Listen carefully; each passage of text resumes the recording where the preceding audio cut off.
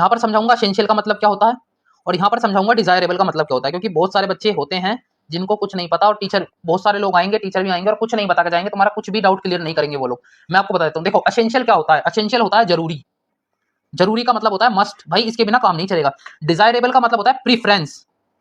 Preference समझते हो कि किसको प्रेफरेंस मिलेगी? अब एक एग्जांपल से समझते हैं। सपोज टीचिंग की कोई वैकेंसी आई और टीचिंग की वैकेंसी में आपकी ग्रेजुएशन मांगी गई है और बीएड मांगी गई है। बीएड आपकी डिजायरेबल करती, मतलब बीएड तो मांगी गई है, उसके साथ साथ आपका कंप्यूटर डिजायरेबल कर दिया, ठीक है ना। अब कहीं भी 5 वैकेंसी थी, अब उन 5 वैकेंसी में से बच्चे हो गए 10 उनके पास, तो अब वो क्या देखेंगे? अब वो ये देखेंगे, अच्छा इस बच्चे के पास इसका बीएड भी है और इसके पास क्या नाम है, बीएड की डिग्री भी है और इसके पास ग्रेजुएशन भी है, सब कुछ है, बट लेकिन वैकेंसी तो उनके पास 5 है भाई, जगह तो 5 ही खाली है ना। तो अब वो देखेंगे डिजायरेबल में हमने मांगा क्या है। अब डिजायरेबल में उन्होंने मांग रखा है कंप्यूटर नॉलेज, वहां पर टेस्ट करवाया जाएगा, फिर कंप्यूटर से पूछा जाएगा आपके पास कोई कोर्स है, कोई सर्टिफिकेट है, आपको कंप्यूटर चलाना आता है, आपको टाइपिंग आती है। जो बच्चे उसमें टाइपिंग या कंप्यूटर की नॉलेज रखते होंगे उनका सेलेक्ट कर लिया जाएगा। ऐसे ही एसेंशियल में क्या मांगा गया तुमसे, देखो भाई एसेंशियल में तुमसे मांगा गया डिप्लोमा इन फार्मेसी, मतलब डी फार्मा अगर तुमने कर रखा है और तुम एक रजिस्टर्ड फार्मासिस्ट हो तो तुम अप्लाई तो कर सकते हो, बट लेकिन कल को ये सिचुएशन फंसती है जी 100 फार्मासिस्ट हो गए, 15 वैकेंसी है, तो वो किसको प्रेफरेंस देंगे भाई? उन्होंने डिजायरेबल में लिख दिया है, या तो आपके पास दोस्त, देखो आपके पास 2 साल का एक्सपीरियंस होना चाहिए और या फिर आपके पास डिग्री होनी चाहिए फार्मेसी में। अब सपोज वहां पर 15 बच्चे ऐसे पहुंच गए जिनके पास डिग्री है, तो भाई तुम्हें क्या लगता है वो डी फार्मा को रखेंगे? नहीं भाई, वो बी फार्मा को पकड़ेंगे,